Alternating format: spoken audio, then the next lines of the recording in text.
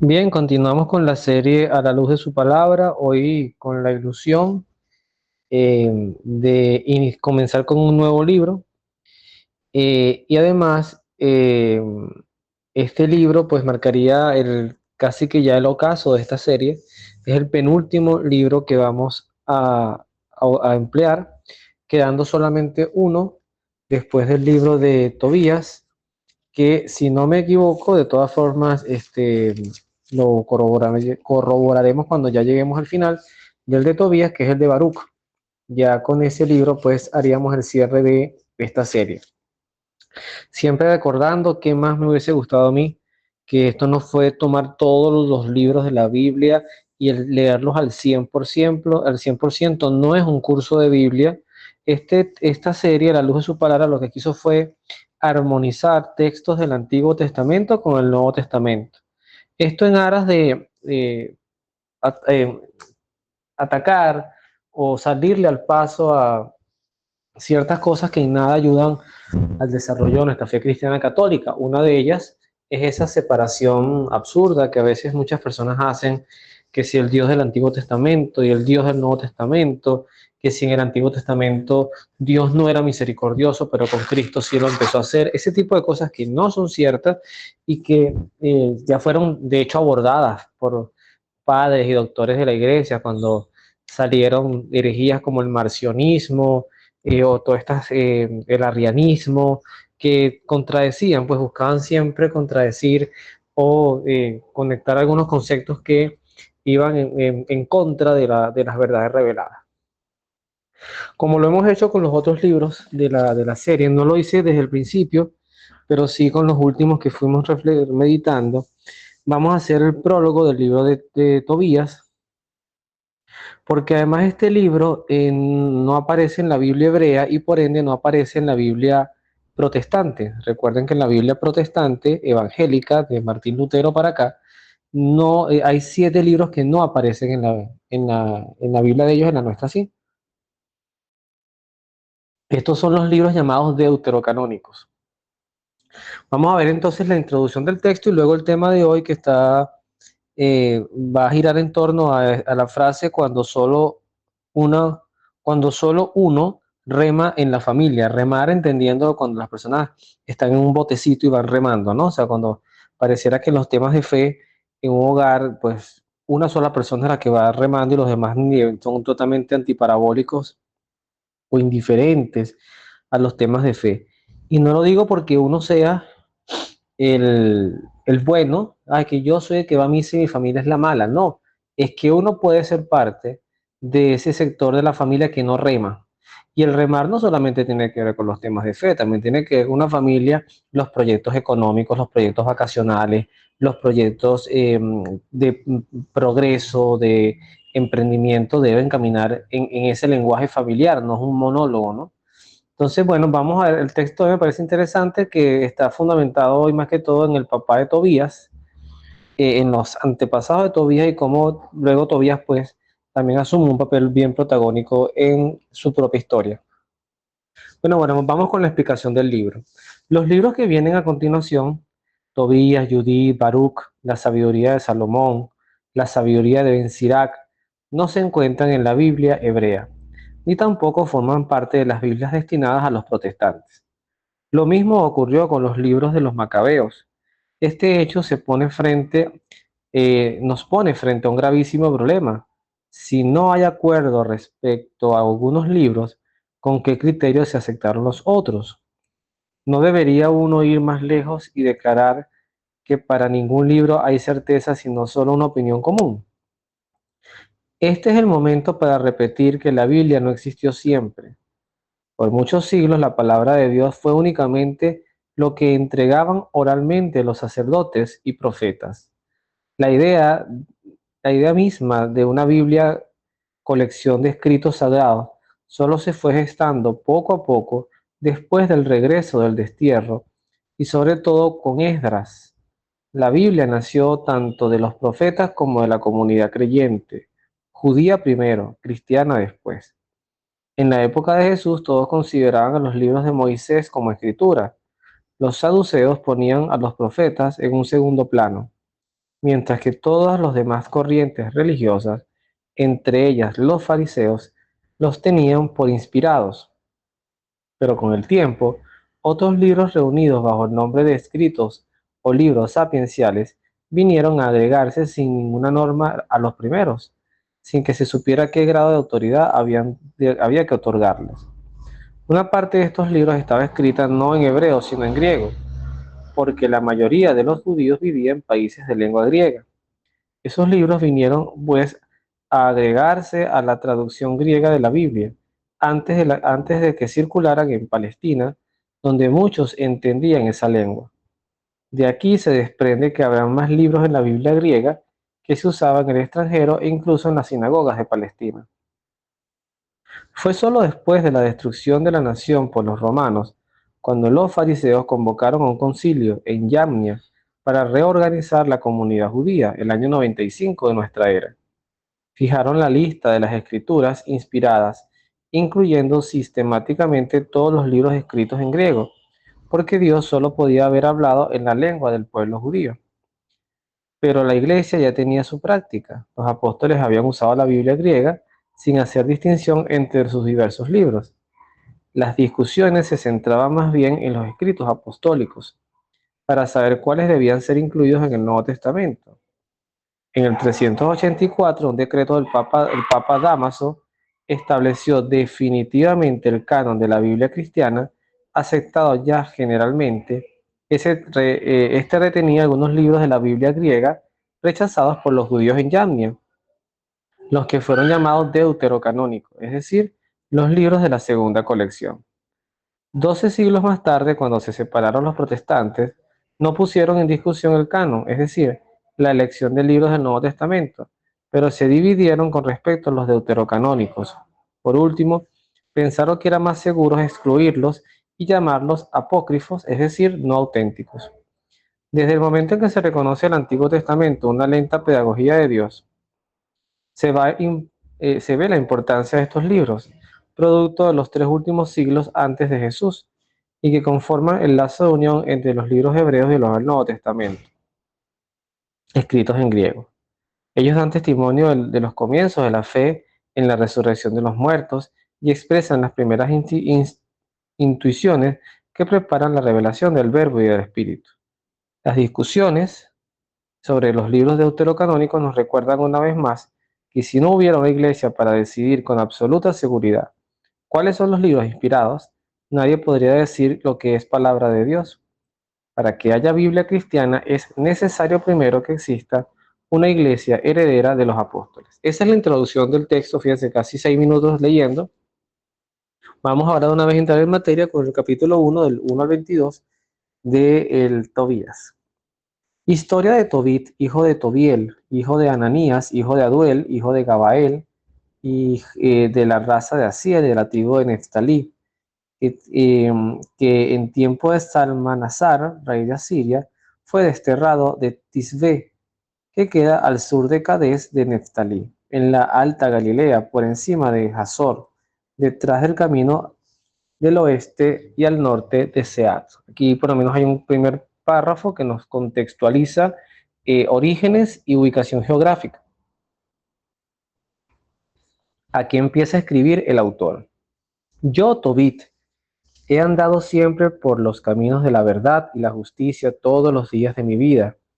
He dado limosna a mis hermanos y compatriotas, que conmigo fueron desterrados a Nínive, en Asiria. Siendo aún joven y estando en Israel, mi país, toda la tribu de mi padre Neftalí se separó de la familia de David y de Jerusalén, ciudad que fue elegida entre todas las tribus de Israel para que se ofrecieran los sacrificios, ya que allí se había edificado y consagrado el templo en el que habita Dios. Todos mis hermanos y mi familia, y la familia de mi padre, Neftalí, ofrecían sacrificios al becerro que Jeroboam, rey de Israel, había levantado en Dan, sobre los montes de Galilea. Y solo yo, y aquí voy un poquito introduciéndome en el tema, ¿no? Y solo yo iba a Jerusalén con frecuencia para participar en las fiestas, como está ordenado a todo Israel por decreto eterno. Para hacer un resumen, una contextualización muy rápida, Recordemos que en el libro de los reyes, si no me equivoco, aparece la historia de Roboam y Jeroboam. Ahí está la división del reino del norte, reino del sur, y en el reino de Jeroboam, es justamente como él no quería que la gente tuviera que ir al reino de Roboam, que era el reino de Judá del sur, a hacer los sacrificios, él se construye un lugar de sacrificio en el reino del norte. Ahí, aquí empiezan las divisiones de los samaritanos con los judíos. Y fíjense que la familia de Tobit habla precisamente de que ellos hacían los sacrificios donde Jeroboam, el rey del norte, en ese becerro que él se había inventado, ese lugar que él había creado, hacían los sacrificios y el único en soledad que mantenía la tradición de ir a Jerusalén a hacer los sacrificios era él, Tobit. Me recuerda mucho estos contextos cuando el único que va a misa en mi familia soy yo, o es mi hermano, o es mi mamá, y nadie más va, ¿no? ¿Cómo se mantiene un hilo de conexión dentro de lo que debería ser los ritos sagrados, pues las costumbres sagradas? Muy bien, continúo. Apenas cobraba las primeras crías, los diezmos de las cosechas y las primicias del esquileo de las ovejas, acudía a Jerusalén y se las entregaba a los sacerdotes, hijos de Aarón, para el altar. A los levitas que prestan sus servicios en Jerusalén, les daba diezmo del trigo, vino, olivo, de los ganados, de los higos y demás frutales. El dinero segundo diezmo que se cobra cada 6 años, lo distribuía en Jerusalén.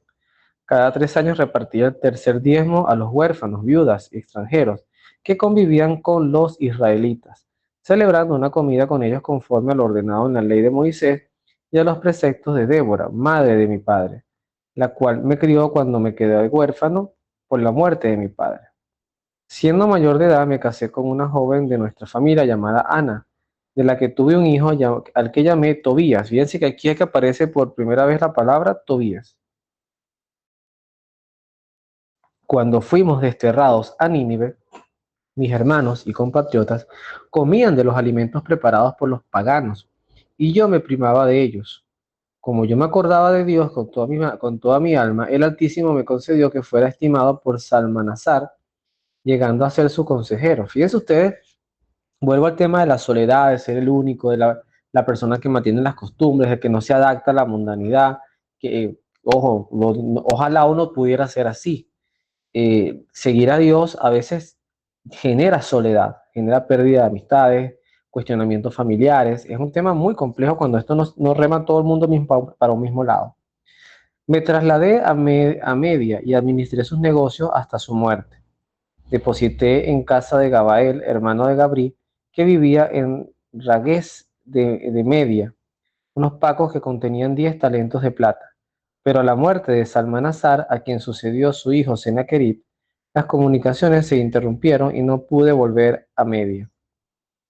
Cuando Salmanasar aún vivía, di muchas limosnas a mis hermanos de raza, pan a los hambrientos y vestidos a los desnudos.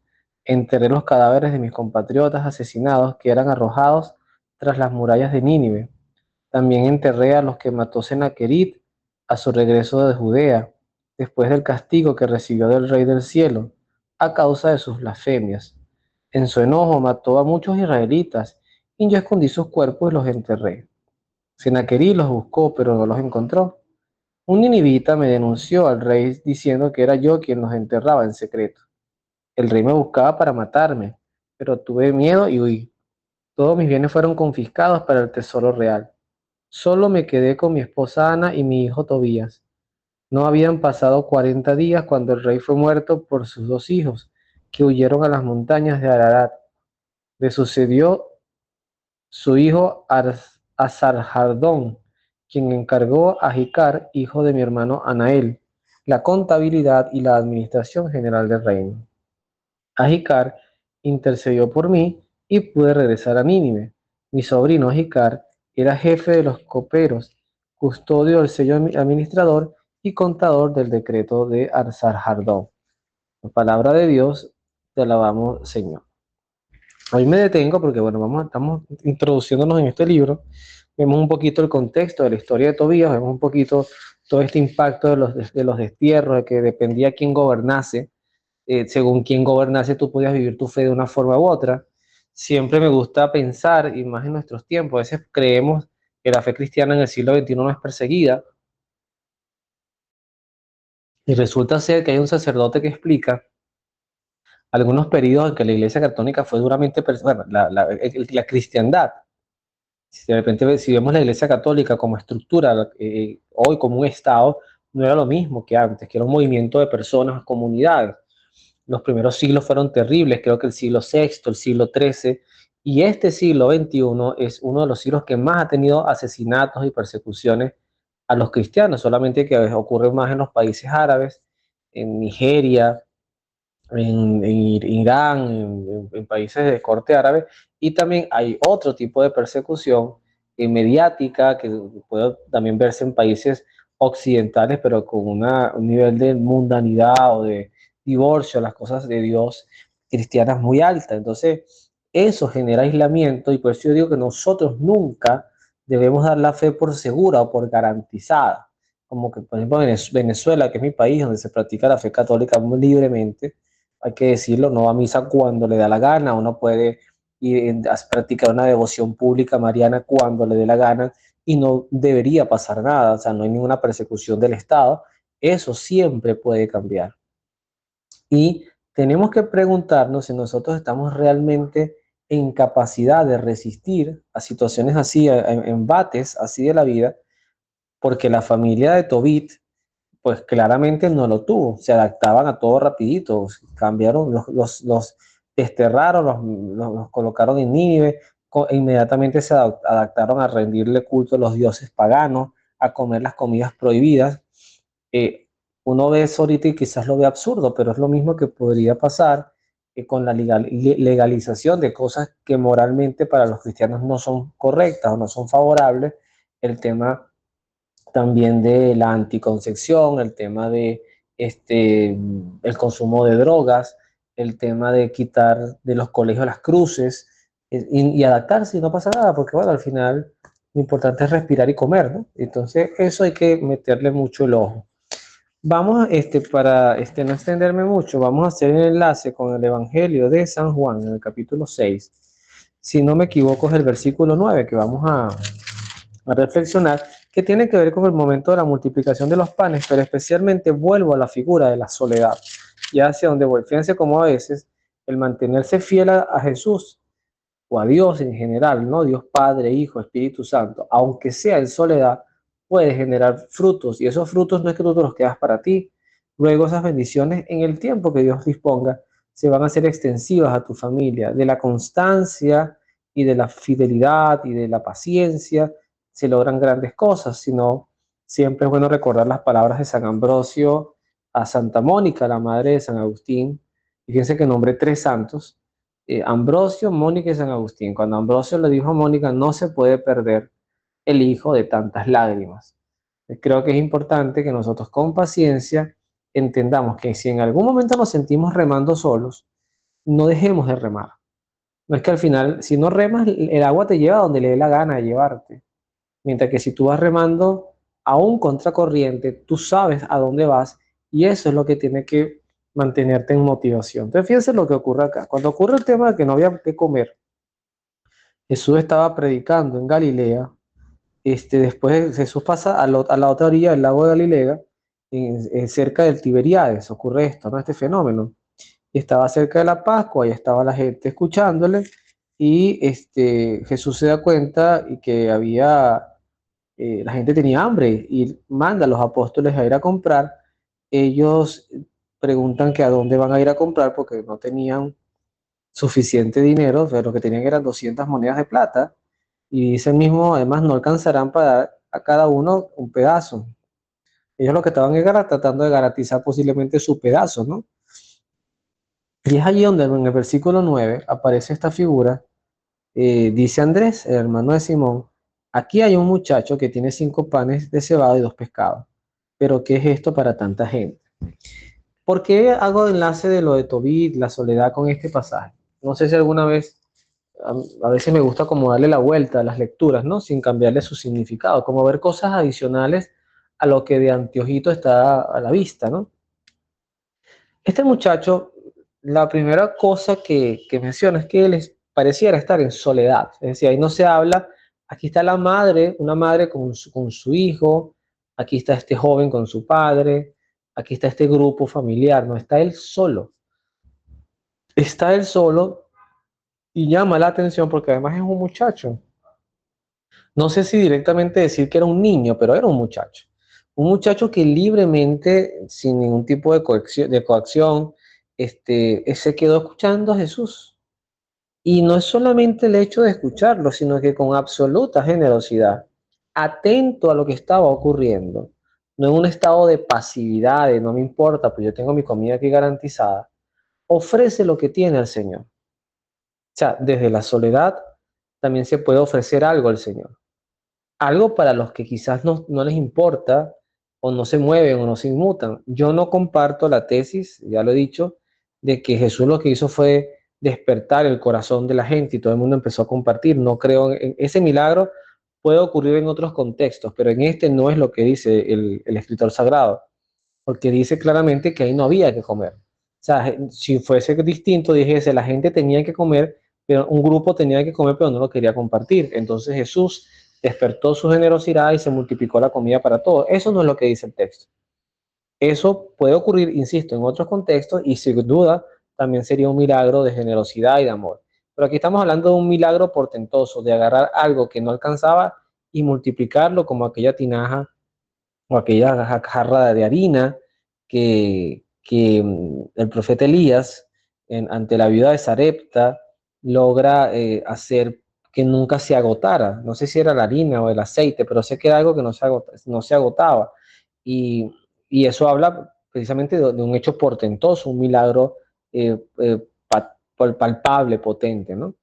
Entonces, fíjense que este muchacho también me quedo con su imagen de soledad, pero también le sumo su generosidad, generosidad muy parecida a la de Tobit, porque Tobit hablaba de que era un hombre que con su esposa Ana y luego su hijo Tobías practicaba la limosna, ayudaba a los pobres, daba de comer, era muy generoso con las ofrendas al templo, porque los sacerdotes de su tiempo eran mantenidos justamente con las ofrendas de las comunidades que además eran obligatorias, eso no era negociable, era como un impuesto, ayudar a los sacerdotes del templo, a los de la raza de los descendientes de Aarón, que luego serían pues identificados como estos sacerdotes, los levitas, si no me equivoco también. Siempre digo si no me equivoco porque aclaro que no soy experto bíblico y siempre dejo esa variable allí porque si más adelante alguien escuche estos videos, que además tenga la formación y se dé cuenta de errores doctrinales, históricos que estoy pronunciando o cosas que no son precisas, pido mis disculpas porque lo que quiero transmitir en esencia es la idea, más que la precisión histórica es la idea. Trato de formarme para que esos errores cada vez sean menores. Me gusta la formación bíblica, la formación doctrinal, pero bueno, siempre, si hay un margen de error, pido disculpas porque no estoy haciendo esta serie con la intención de tener una precisión histórica o de data, sino de agrupar mensajes importantes que desde la soledad, desde ese no acompañamiento que podamos experimentar, Dios está presente y sin duda pueden ocurrir grandes cosas a través de nosotros porque Dios se sirve de nuestra fidelidad, de nuestra humildad, de nuestra fortaleza para que la obra de la evangelización pues dé frutos y frutos en abundancia. Que Dios los bendiga, nos vemos en la oración.